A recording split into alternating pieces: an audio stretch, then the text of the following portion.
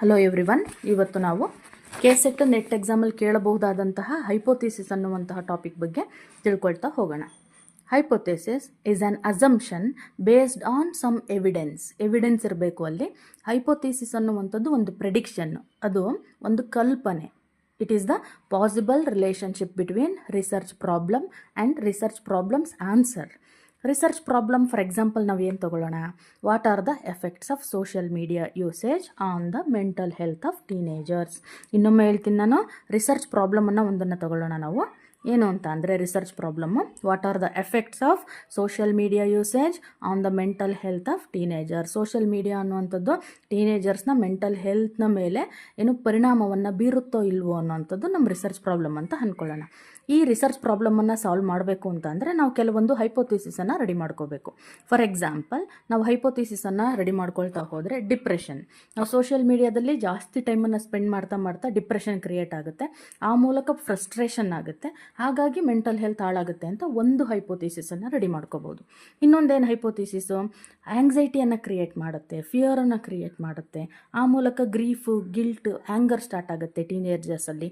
Social ಮೀಡಿಯಾದಲ್ಲಿ ಜಾಸ್ತಿ ಟೈಮನ್ನು ಸ್ಪೆಂಡ್ ಮಾಡ್ತಾ ಹಾಗಾಗಿ ಮೆಂಟಲ್ ಹೆಲ್ತ್ ಹಾಳಾಗ್ತಾ ಹೋಗುತ್ತೆ ಅನ್ನೋವಂಥದ್ದನ್ನು ಒಂದು ಕಲ್ಪನೆಯನ್ನು ಮಾಡ್ಕೋಬೋದು, ಅಂದರೆ ಹೈಪೋಥಿಸಿಸನ್ನು.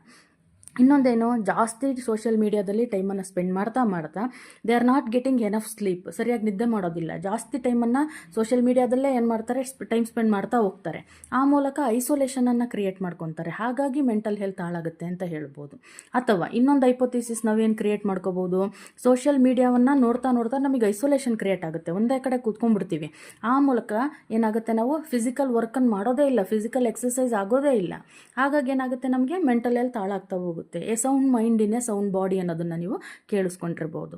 ಹೀಗೆ ರಿಸರ್ಚ್ ಪ್ರಾಬ್ಲಮ್ ಮತ್ತು ರಿಸರ್ಚ್ ಪ್ರಾಬ್ಲಮ್ನ solution, dead end research project ಏನಿರುತ್ತೆ ಆ ಸೊಲ್ಯೂಷನ್ನು, ಅದರ ನಡುವೆ ನಾವು ಕಲ್ಪನೆ ಮಾಡ್ಕೊಳ್ಬಹುದಾದಂತಹ ಕೆಲವೊಂದು ವಿಚಾರಗಳನ್ನು ನಾವು ಹೈಪೋಥಿಸಿಸ್ ಅಂತ ಕರಿತೀವಿ.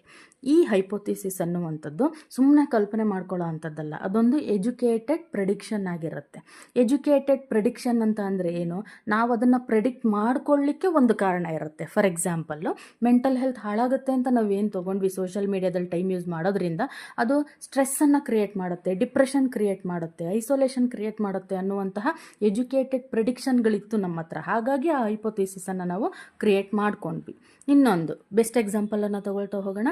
ಬ್ರೇಕ್ಫಾಸ್ಟನ್ನು ಮಾಡದೆ ಯಾವುದಾದ್ರೂ ಟೆಸ್ಟನ್ನು ನಾವು ಬರೆಯೋಕ್ಕೆ ಹೋದರೆ ಮೆಂಟಲ್ ಹೆಲ್ತ್ ಹಾಳಾಗೋ ಚಾನ್ಸಸ್ ಇರುತ್ತೆ, ಅಥವಾ ಮಾರ್ಕ್ಸ್ ಕಡಿಮೆ ಬರೋ ಚಾನ್ಸಸ್ ಇರುತ್ತೆ ಅನ್ನೋವಂಥದ್ದನ್ನು ಒಂದು ರಿಸರ್ಚ್ ಪ್ರಾಬ್ಲಮ್ ಅಂತ ತಗೊಂಡ್ರೆ, ಹೌದು, ಹಸಿವಿರೋದ್ರಿಂದ ಅವ್ರಿಗೆ ಏನಾಗುತ್ತೆ, ಕಾನ್ಸಂಟ್ರೇಟ್ ಮಾಡೋಕ್ಕಾಗಲ್ಲ, ಆನ್ಸರ್ಸ್ ನೆನೆಸ್ಕೊಳ್ಳೋಕ್ಕಾಗೋದಿಲ್ಲ, ಹಸಿವು ಜಾಸ್ತಿ ಇರೋದ್ರಿಂದ ಏನಾಗಿರುತ್ತೆ, ಏನೋ ಟೆಸ್ಟಲ್ಲಿ ಕ್ವೆಶನ್ ಆನ್ಸರ್ಸ್ಗಳನ್ನ ಕರೆಕ್ಟಾಗಿ ಅಟೆಂಡ್ ಮಾಡೋಕ್ಕಾಗೋದಿಲ್ಲ, ಆ ಮೂಲಕ ಏನಾಗುತ್ತೆ, ಅವರಿಗೆ ಟೆಸ್ಟಲ್ಲಿ ಮಾರ್ಕ್ಸ್ ಕಡಿಮೆ ಬರಬಹುದು, ಹೌದಲ್ವಾ? ಇದರ ಹೈಪೋಥಿಸಿಸ್ ಏನು? ಬ್ರೇಕ್ಫಾಸ್ಟ್ ಆಗದೇ ಇರೋದ್ರಿಂದ, ಊಟ ತಿಂದೇ ಹೋಗಿರೋದ್ರಿಂದ ಈ ಒಂದು ಫ್ಯಾಟಿಗೂ ಕ್ರಿಯೇಟ್ ಆಗುತ್ತೆ, ಆ ಮೂಲಕ ಟೆಸ್ಟ್ ಚೆನ್ನಾಗಿ ಆಗಲ್ಲ ಅನ್ನುವಂಥದ್ದು ಒಂದು ಎಜುಕೇಟೆಡ್ ಪ್ರೆಡಿಕ್ಷನ್ ಆಗಿರುತ್ತೆ. ಹಾಗೆಯೇ ಹೈಪೋಥಿಸಿಸ್ ಅನ್ನುವಂಥದ್ದು ಒಂದು ಟೆಸ್ಟಬಲ್. ಅದು ಟೆಸ್ಟಬಲ್ ಅಂತ ಅಂದರೆ ಏನು? ನಾವು ಅದನ್ನು ಟೆಸ್ಟ್ ಮಾಡಬಹುದು. ಫಾರ್ ಎಕ್ಸಾಂಪಲು, ಹೌದಾ, ಸೋಷಿಯಲ್ ಮೀಡಿಯಾದಲ್ಲಿ ಜಾಸ್ತಿ ಟೈಮ್ ಸ್ಪೆಂಡ್ ಮಾಡೋದ್ರಿಂದ ಡಿಪ್ರೆಷನ್ ಕ್ರಿಯೇಟ್ ಆಗುತ್ತಾ ಅಂತ ನಾವು ಟೆಸ್ಟ್ ಮಾಡ್ಕೋಬೋದು, ಏನು ಐಸೋಲೇಷನ್ ಕ್ರಿಯೇಟ್ ಆಗುತ್ತಾ ಅಂತ ಟೆಸ್ಟ್ ಮಾಡ್ಕೋಬೋದು. ಹಾಗಾಗಿ ಹೈಪೋಥಿಸಿಸ್ ಅನ್ನುವಂಥದ್ದು ಒಂದು ಎಜುಕೇಟೆಡ್ ಪ್ರೆಡಿಕ್ಷನ್ ಆಗಿರುತ್ತೆ, ಮತ್ತು ಅದು ಟೆಸ್ಟಬಲ್ ಕೂಡ ಆಗಿರುತ್ತೆ. ಈ ಬ್ರೇಕ್ಫಾಸ್ಟ್ ವಿಚಾರವನ್ನೇ ತಗೊಂಡ್ರೆ, ನಾವು ಬ್ರೇಕ್ಫಾಸ್ಟ್ ಮಾಡದೇ ಎಕ್ಸಾಮನ್ನು ಅಟೆಂಡ್ ಮಾಡ್ತಾ ಇರುವಂಥ ಮಕ್ಕಳ ಸ್ಕೋರ್ ಎಷ್ಟಿರುತ್ತೆ, ಅಥವಾ ಬ್ರೇಕ್ಫಾಸ್ಟ್ ಮಾಡಿ ಬಂದಂಥ ಮಕ್ಕಳ ಸ್ಕೋರ್ ಎಷ್ಟಿರುತ್ತೆ ಅನ್ನೋದನ್ನು ನೋಡುವುದರ ಮೇಲೆ, ಹೌದಾ, ಹಾಗಾದರೆ ಬ್ರೇಕ್ಫಾಸ್ಟ್ ಮಾಡದೇ ಇರುವಂಥ ಮಕ್ಕಳ ಸ್ಕೋರ್ ನಿಜವಾಗ್ಲೂ ಕಡಿಮೆ ಇರುತ್ತಾ ಅನ್ನೋದನ್ನು ನಾವು ಟೆಸ್ಟ್ ಮಾಡಬಹುದು. ಹಾಗಾಗಿ ಹೈಪೋಥಿಸಿಸ್ ಅನ್ನುವಂಥದ್ದು ಒಂದು ಟೆಸ್ಟಬಲ್ ಕೂಡ ಆಗಿರುತ್ತೆ. ಬಟ್ ಅದು ನಮ್ಮ ಹೈಪೋಥಿಸಿಸು ಕರೆಕ್ಟ್ ಆಗಿರ್ಬೋದು ಅಥವಾ ಇನ್ಕರೆಕ್ಟ್ ಆಗಿರ್ಬೋದು. ಹೇಗೆ? ಈ ಬ್ರೇಕ್ಫಾಸ್ಟ್ ಎಕ್ಸಾಂಪಲನ್ನು ತಗೊಂಡ್ರೆ, ಬ್ರೇಕ್ಫಾಸ್ಟ್ ತಿಂದೇ ಇರುವಂಥ ಮಕ್ಕಳು ಅವರು ಚೆನ್ನಾಗೇ ಎಕ್ಸಾಮ್ ಬರೆದಿರ್ಬೋದು, ಅಥವಾ ಬ್ರೇಕ್ಫಾಸ್ಟ್ ತಿಂದೇ ಬಂದು ಟೆಸ್ಟನ್ನು ಬರೆಯುವಂಥ ಮಕ್ಕಳು ಚೆನ್ನಾಗೇ ಬರಿದೇನೂ ಇರ್ಬೋದು. ಹಾಗಾಗಿ ನಮ್ಮ ಹೈಪೋಥಿಸಿಸು ಕರೆಕ್ಟ್ ಆದರೂ ಆಗಿರಬಹುದು ಅಥವಾ ಇನ್ಕರೆಕ್ಟ್ ಆದರೂ ಆಗಿರ್ಬೋದು. ನಮಗೆ ಯಾವುದರಿಂದ ಗೊತ್ತಾಗುತ್ತೆ ನಮ್ಮ ಹೈಪೋಥಿಸಿಸ್ ಕರೆಕ್ಟಾ ಇಲ್ವಾ ಅಂತ? ನಾವು ಟೆಸ್ಟ್ ಸ್ಕೋರನ್ನು, ಮಕ್ಕಳುಗಳು ಯಾರ್ಯಾರು ಬ್ರೇಕ್ಫಾಸ್ಟ್ ಮಾಡಿ ಬಂದಿಲ್ಲ ಅಂತ ಲಿಸ್ಟ್ ಔಟ್ ಮಾಡಿಕೊಂಡು, ಹಾಗೆ ಯಾರ್ಯಾರು ಟೆಸ್ಟ್ ಸ್ಕೋರ್ ಎಷ್ಟಿದೆ ಅಂತ ತೊಗೊಂಡ್ರೆ, ಬ್ರೇಕ್ಫಾಸ್ಟ್ ಮಾಡದೇ ಬಂದಿರುವ ಮಕ್ಕಳ ಸ್ಕೋರ್ ಎಷ್ಟು, ಬ್ರೇಕ್ಫಾಸ್ಟ್ ಮಾಡಿ ಬಂದಿರುವ ಮಕ್ಕಳ ಸ್ಕೋರ್ ಎಷ್ಟು ಅಂತ ನೋಡಿದ್ರೆ ನಮ್ಮ ಹೈಪೋಥಿಸಿಸ್ ಕರೆಕ್ಟಾ ಅಲ್ವಾ ಅನ್ನುವಂತಹ ಆನ್ಸರ್ ಏನಾಗುತ್ತೆ, ನಮಗೆ ಸಿಗ್ತಾ ಹೋಗುತ್ತೆ.